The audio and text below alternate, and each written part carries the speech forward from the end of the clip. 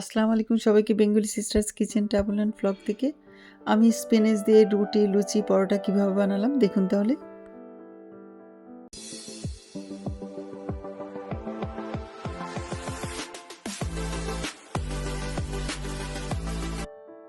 মাশাল্লাহ মাশাল্লাহ আমাদের পালং শাক এটা সেকেন্ড টাইম হলো, আর আমি উঠিয়ে দিলাম, সে সব কিছু আমাকে কেটে দিল। যে আমাদের শাক সে গাছের ছায়ায় বসে বসে আমাকে শাকগুলো কেটে দিল, আর এই সাইডে অনেক রোদ উঠেছে আজকে মাশাল্লাহ, তো সে ছায়ায় বসে রয়েছে।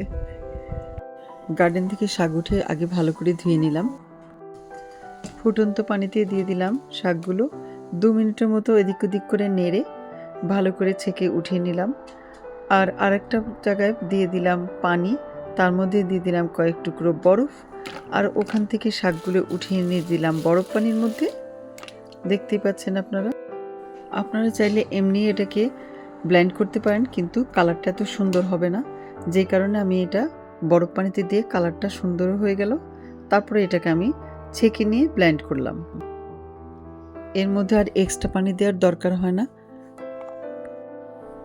আর নিয়ে নিলাম আমি আটা, তার মধ্যে দিয়ে দিলাম একটু লবণ, দিয়ে দিলাম ব্লেন্ড করা স্পিনাচটাকে। তারপরে আমি ভালো করে মাখাতে শুরু করলাম। আমি একবারে আটা দিলাম না, অল্প একটু করে আটা দিয়ে নেড়ে নিলাম। যতক্ষণ পর্যন্ত শক্ত ডো না হয় ততক্ষণ পর্যন্ত আমি এটাতে আটা মেলাতে থাকলাম অল্প অল্প করে। প্রথমে কতটুকু আটা নিয়েছিলাম, তারপরে আবার আস্তে আস্তে আটা দিতে থাকলাম। দিয়ে দিলাম 1 টেবিল চামচ পরিমাণ গ্রিক ইয়োগার্ট। তারপর আবারও একটু মাখিয়ে নিলাম, নিয়ে দিয়ে দিলাম ঢাকনা। ওটা আপনারা দেখতে পাচ্ছেন বেশ শক্তই হয়েছিল। এর থেকে আমি আধা নিয়ে রেখে দিলাম রুটির জন্য, আর আধার মধ্যে তেল দিয়ে পরোটা আর লুচির জন্য করে নিলাম। প্রথমেই আমি একটা মোটা করে রুটি করে নিলাম।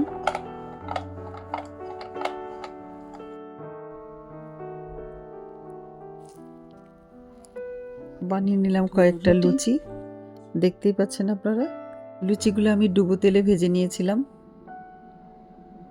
তারপরে পরোটার জন্য বড় করে একটা রুটি করে নিলাম, দিয়ে দিলাম ভিতরে একটু তেল, তারপর করে নিলাম পাট।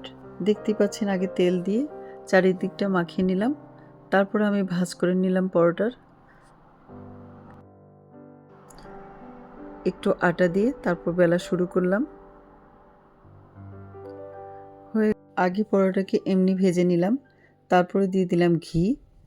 এক পিঠে ঘি দিয়ে ভালো করে মাখিয়ে নিয়ে তারপরে আমি অপর পিঠটা দিলাম। একটু ফুলে উঠলেই ভাজা হয়ে গেল, তখন আমি নামিয়ে ফেললাম। দেখতেই পাচ্ছেন পরোটাটা ফুললো।